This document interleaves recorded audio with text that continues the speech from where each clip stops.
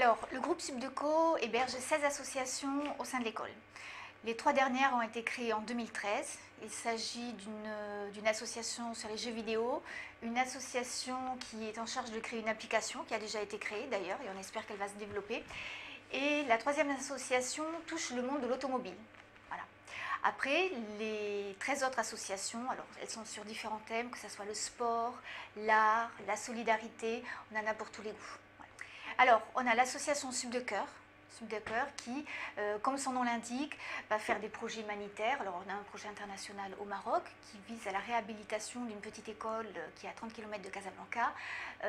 Nous avons le projet El Papillon qui a été repris cette année, qui a été lancé l'an dernier. Là il s'agit de, alors là c'est un beau projet qui met en collaboration plusieurs associations justement pour créer des animations dans une clinique située non loin de Montpellier. Alors bien évidemment le message que j'ai à un amphithéâtre au début d'année pour présenter la vie associative vise à toucher, à stimuler un maximum d'étudiants. L'idée est de leur proposer de se créer une expérience associative, notamment pour les étudiants qui n'ont jamais travaillé, qui n'ont jamais été en stage, qui n'ont pas d'expérience professionnelle à proprement parler. Donc mon discours va les rassurer d'abord en leur disant, voilà, vous n'avez aucune expérience, c'est pas grave. Intégrez une association, présentez-vous pour être membre du bureau ou même présentez-vous pour être membre actif. Après, on met tous les outils à votre disposition pour que vous fassiez de cette expérience une expérience riche que vous pourrez ensuite valoriser au travers de votre CV. Évidemment, c'est une expérience humaine. Donc, ils vont apprendre à s'organiser, ils vont apprendre à s'entendre.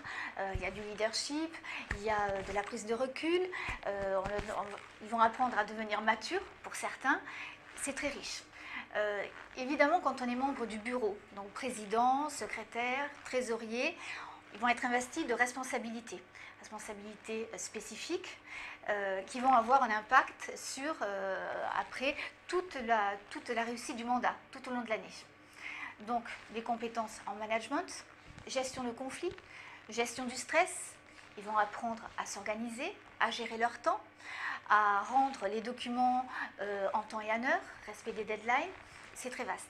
En début d'année, donc, ils vont recevoir l'été toute une documentation sur les associations du groupe. On se fait un petit dépliant avec chaque association, 3 mots explicatifs. Ensuite, dès leur présence sur site, ils vont avoir des présentations des associations qui vont leur être faites en amphithéâtre. Les anciens membres des associations vont venir leur expliquer, leur parler rapidement de leur expérience. Voilà. Déjà, ça va commencer à les intéresser, ils vont commencer à s'interroger. Ensuite, événement important qui va se dérouler début octobre, ça va être le forum des associations. Là, c'est très intéressant, ça monopolise beaucoup de monde et c'est là, si vous voulez, qu'on va toucher le maximum de personnes.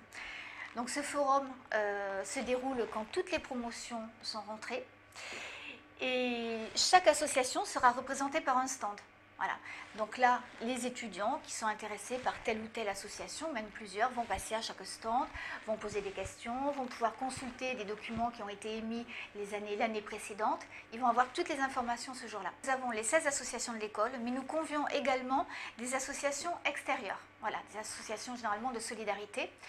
Et là, les étudiants, également, il va y avoir ceux qui vont se diriger vers les associations de l'école, également ceux qui vont être plutôt intéressés pour agir dans une association extérieure.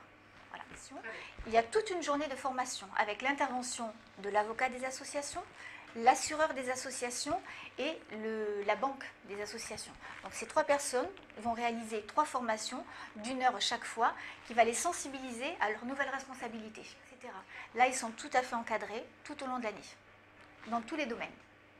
Également, tout au long de l'année, ils ont des réunions interassociations que j'anime, des commissions de la vie associative, 4 fois par an, avec notamment la commission extraordinaire de la vie associative, au cours de laquelle ils vont présenter leurs projets et demander une subvention.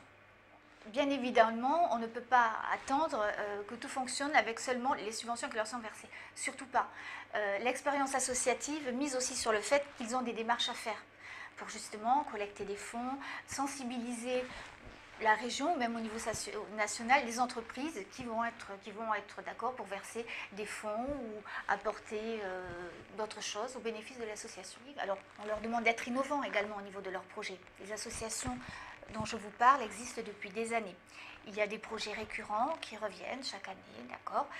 Maintenant, j'essaie de les stimuler pour s'adapter à l'évolution de l'économie, de la RSE, de sorte à ce qu'ils aient de nouveaux projets en adéquation avec notamment la RSE. Il y a quand même une fierté d'appartenance à chaque association.